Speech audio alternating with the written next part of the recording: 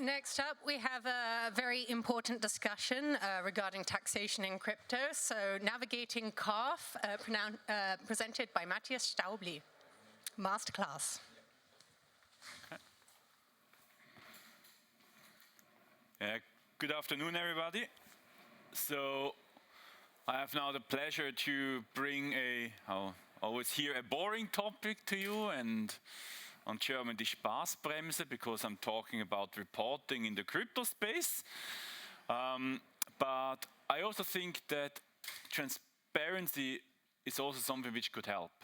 And with a reporting, we might go into a more transparent world. We can solve some of negative comments on negative understandings which are currently running around if we talk about crypto world compared to traditional financing. What is CARF at all? Where are we coming from? Maybe everyone has already heard something from the automatic exchange of information. Let's assume I have a bank account at a German bank. I'm living in Switzerland. The bank is reporting myself to the Swiss tax administration, telling them, hey, Matthias has €5 on the account. He received €1 dividend. Here is the information. Hopefully, I have shared that with my tax declaration. Otherwise, the tax administration will come to me and say, you're a bad guy.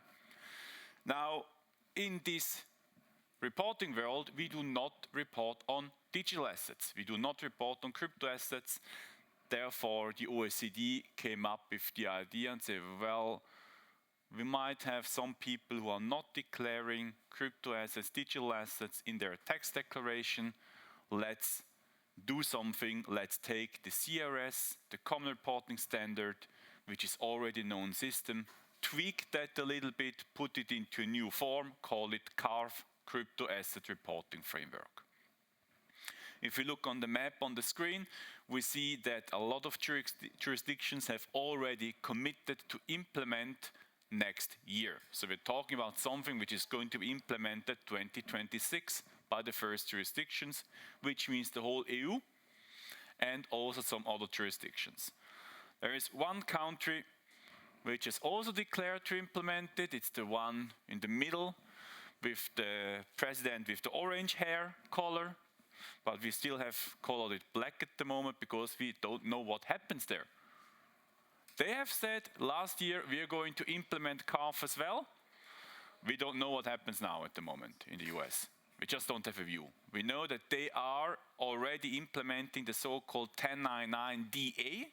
Maybe you have heard of it. It's the digital asset reporting in the US. That's already going to be implemented. But that's just US. That's only in the same country. So we will see what's going to happen next. What is now this CARF thingy? Who needs to do something in CARF? Well, it's all about the so-called crypto asset service provider.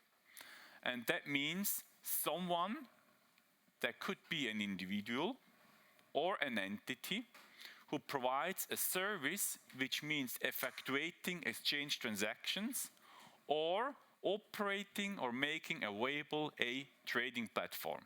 So we have two elements in the definition. One, on the left side, we have effectuating exchange transactions, and on the right side, we have the trading platform. Let's start with the effectuate exchange transactions. That means I am a service provider.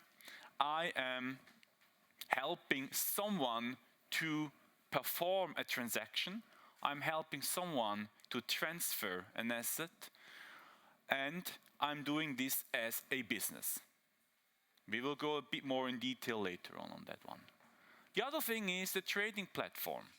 I make available a trading platform, or I'm operating a trading platform. So again, we have two components in there. Very easy example, I have a software with which you can trade Bitcoin in Ethereum or in someone else. That's typically a trading platform. They are considered to be a CASP. They need to do a reporting. Now, the interesting part comes with this making available. because there we still have some uncertainties in the interpretation of the rules. What does it really mean? If I'm giving access to someone to a platform, but this platform is not mine, am I still making it available? If I'm offering an app or a service to a client which allows a client to access a trading platform, but I'm not controlling the platform, am I still considered to making it available? If we take the current wording on the OECD guidelines, yes, because I might be the last one in the chain who knows the client and identifies the client. So let's go a bit more into exactly this discussion. And we have made two examples here, scenario 1 and 2. On scenario 1, you can see we have two countries, India, Switzerland. We have India, which has not yet implemented CARF. Let's say we are now in 2026. Where Switzerland has implemented CARF. We have an entity. This entity has created a trading platform, but the Swiss entity only holds the license. They cannot access the protocol, they cannot change it, they cannot do anything. The platform is operated in India. India can change the code, India can amend something, India could also turn it off. And all those criteria I just mentioned are criteria to determine are you actually controlling it in the term of CARF regulation. We have now the situation in scenario 1. The Swiss entity does not need to do anything on a CARF. The Swiss entity is not regarded as a crypto asset service provider. However, also the Indian entity is not a crypto asset service provider because they've not yet implemented it. Now let's go into scenario 2. The Swiss entity could theoretically change something on the protocol. They have access to the protocol. They could turn it off. They could identify the user. They might know ultimately who is accessing the platform, and they are in the contact with the user. In this situation, even though the platform technically is operated in India, all the programmers are in India, the Swiss entity is regarded as a crypto asset service provider and needs to do the reporting. Now let's take another example of the constellation. We have a client, we have a bank, let's say a traditional bank, we have a crypto bank. Our traditional bank has an omnibus wallet, uses a crypto bank to offer trades to their clients. Our traditional bank here might be regarded as crypto asset service provider. What's the result out of it? Well, from a CARF perspective, our crypto bank looks who is my account holder. Okay, it's another bank. It's not a crypto asset service provider. It's an FI, a financial institution. I don't have to do anything. I'm not going to report another FI. The trading platform looks also back into the chain and say, well, okay, I have a crypto bank there.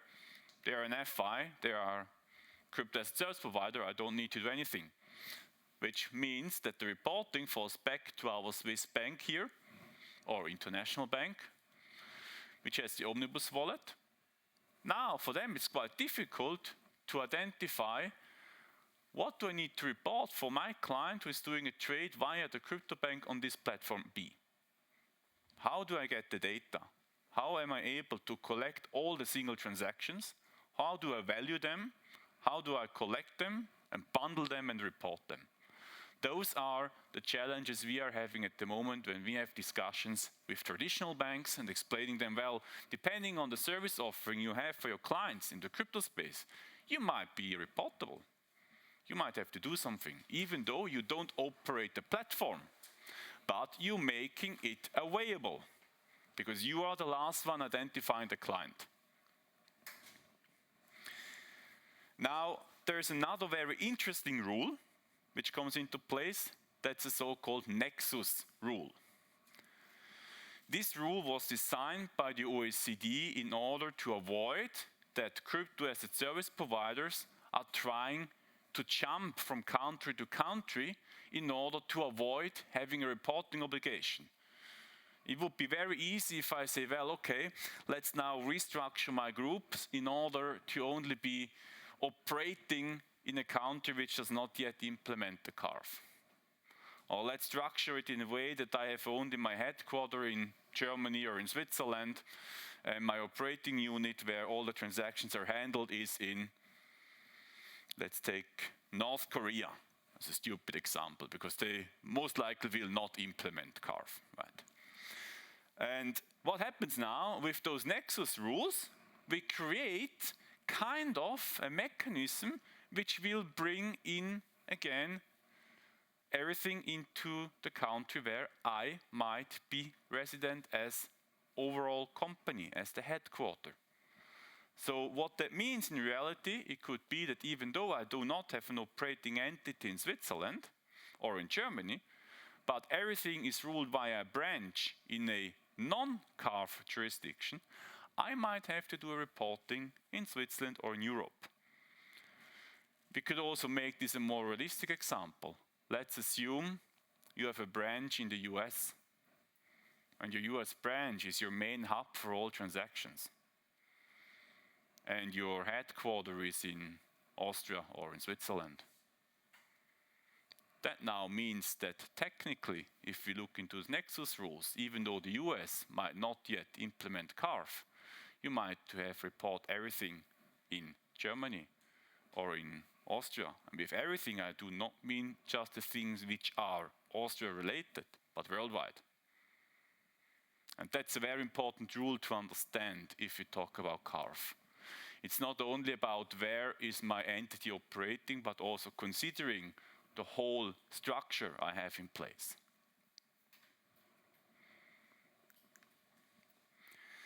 With this example here, that's just to show you what it means actually. I will not explain the example more in detail.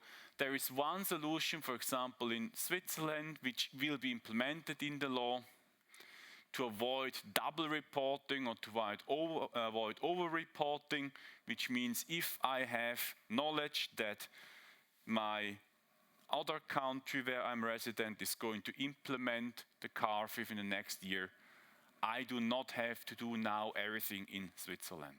I think that's quite a cool rule. It's not in every law which is currently drafted in Europe or outside of Europe, but I think that might be helpful because it just simplifies the process for the next 2 years. Because if we do not have that, this will exactly happen. We might have one country, jurisdiction A, has not yet implemented CARF in 27. Jurisdiction B has implemented CARF. I have to report everything. Unless I have this rule where I can say, well, I know that my jurisdiction A will anyway implement it a year later, then I can avoid this problem. Otherwise, I'm running into this nexus problem. Now, I was talking about nexus problem and who needs to do something, but maybe we should also focus a bit on actually what do we have to report. Because we don't have to report everything which is, let's say, crypto or digital. The OECD has provided a definition which says it's a digital representation of a value which is cryptographically secured on a distributed ledger technology. So we open up a wide range of possible assets. But then the OECD says, well, let's take away some of those because we are only interested in the so-called relevant crypto assets. We don't want to know everything.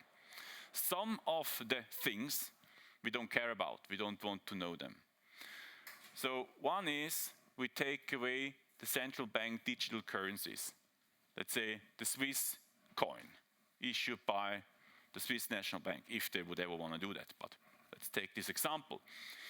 Because that will be reported in the old CRS regime.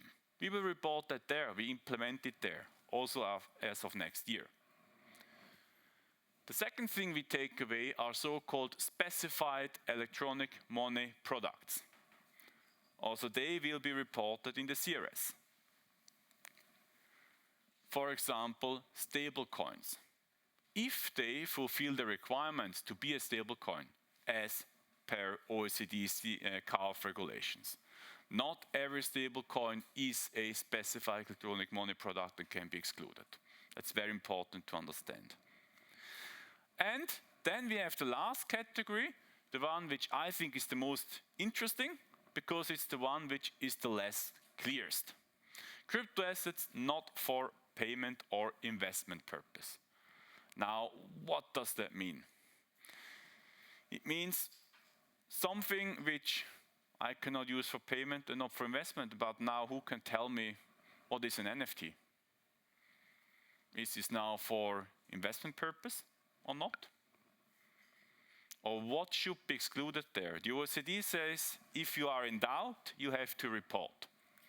Now, when you think about that in a bit more detail, and you can see some of our thoughts on the left side here in this box, there are some, I don't want to say guidance because it's not clearly yet the guidance. It's mainly some hints on how to deal with that. So we can ask ourselves, how do we look into this kind of thing from the FATF recommendation point of view? How do we treat it from that perspective? Or we can ask ourselves the question, well, is it something which has nothing to do with any kind of regulation on the financial market?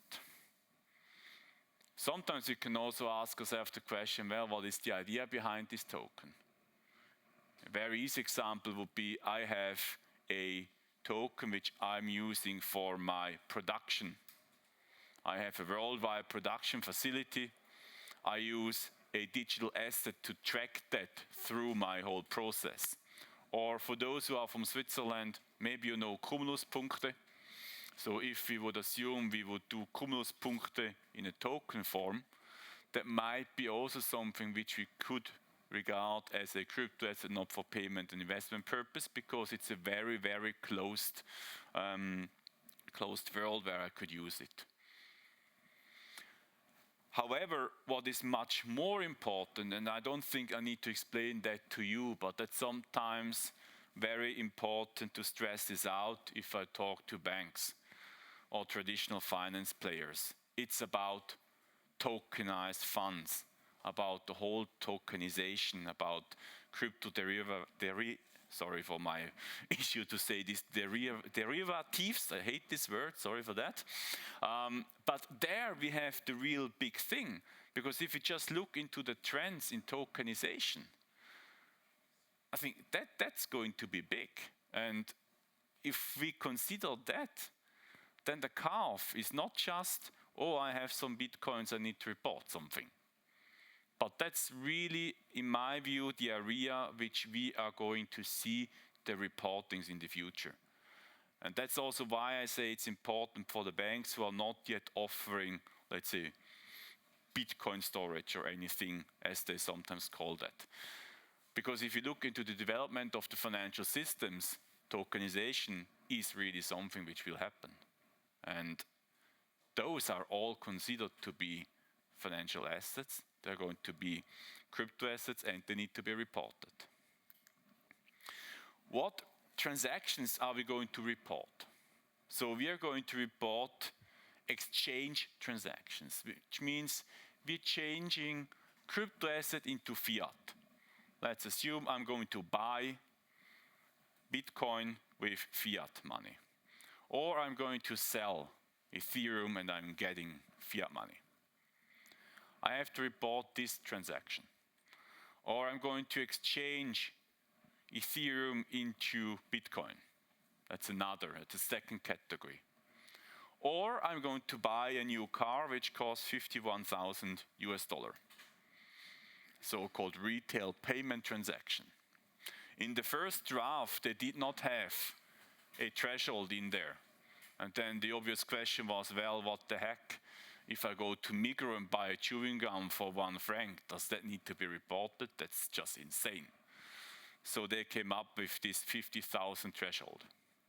And then we have the so-called other transfers, airdrop, staking income, and they deliberately keep this category quite open in order to bring in more transactions in the future, depending on how the ecosystem is developing. Why do we have those different categories listed here? Well, in the reporting, I need to really use them. If you know CRS or FATCA, there we say, okay, end of year, Matthias has 5 francs. He has received overall $1. I report that on a summarized value. Under CARF rules, I'm going to report Matthias has done 5 exchange transactions Bitcoin against fiat for this value. I'm going to report he has done 5 times a exchange Bitcoin into Ethereum for this value. And that's really the big difference compared to what we're already reporting under the CRS and FATCA rules. It's much more granular, and that makes it also much more important to collect the right data. Beside the data, you also need to identify the clients. For those who have already done that because they are a bank or an FI under CRS rules or FATCA rules, that's something not new. You need to get a self-certification. Your client or your user needs to tell you, hey, I'm Matthias, I'm tax resident in Switzerland, here's my tax identification number. And you need to do a plausibilization whether this makes sense. You need to follow up. You need to monitor whether in 2 years' time Matthias is still living in Switzerland or maybe has moved to Germany. You need to be aware of that. You need to track it. You need to do something. That's the second leg of what needs to be implemented. Now, we have now 2025. In 2026, the whole thing needs to start. In 2027, we have the first reporting in Switzerland. Same in the EU. Other countries which are 1 year later, they will start collecting data 27, will do the first reporting 28. What does it now mean? What are we suggesting clients to do? Well, first of all, you should understand, what am I offering to my clients? Am I falling into this definition? Am I a crypto asset service provider or not? Or do I want to become one in the next few years? Maybe I do not want to, but are people who are designing the services of our company, are they thinking about adding services which falls under those rules? Because it's going to be very difficult to implement the CARF within a month. So what you always say is like, now it's a time to really get the understanding of what actually are we offering and how are we affected by those rules. And then only if I know this, I can go ahead and say, good, now I need to think about what data do I have? Where do I get transactional data? How do I evaluate them? What is the fair market value? How am I going to solve the problem that compared to the normal stock market, I have a worldwide 24-hour, 7-day, a week market, where I could have the situation that on market A, I pay 0.005, and market B, I pay 0.007. What is now the right value for my reporting? Where do I get the data from? But those questions I can only start to digging around with once I know how am I affected. And then I can also think about what technology I'm going to use. How am I doing the reporting? Can I do it by myself? Do I need a third party? How do I structure an XML file? And last but not least, if I have not been yet in the pleasure to do a reporting on a FATCA and CRS or an FI, how do I collect all those data from my users? How do I know where they are tax resident? What am I going to do with all the clients I might have already onboarded 1, 2, 3 years ago? Because there is one really mean thing in the rules. They say if you are implementing CARF, or if you're subject to implement CARF, you have 1 year to redocument all existing clients. If you're not able to do that, if the clients do not provide you with the documentation that year, you need to block them. And that's something quite hard, if you think about that. So what else to consider. If you look at this matrix, we need to think about processes, about guidance, about data, about tools. How are we going to structure that? How are we going to do the reporting? So that's very interesting questions, which are for the tax nerds quite cool to think about. For other people, it's quite annoying. So I hope I was able to give you at least a little bit of an impression about what is CARF at all. I know 30 minutes is quite short to bring you into a maybe not familiar topic. Are there any questions? Something you would like to know, or maybe you have heard something, read something, and you say, well, why you don't say that? Yeah.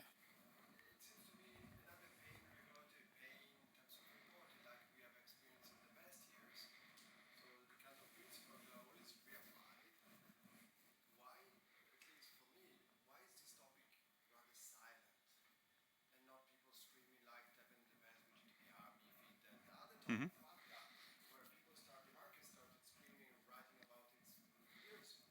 Mm-hmm.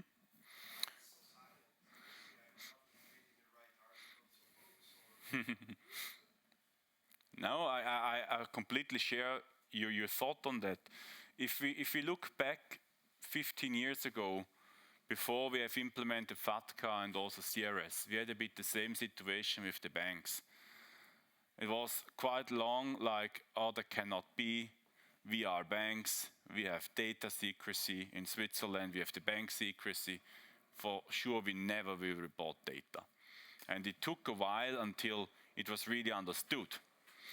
And then it took another while until the people have realized how heavy the lift is to implement that.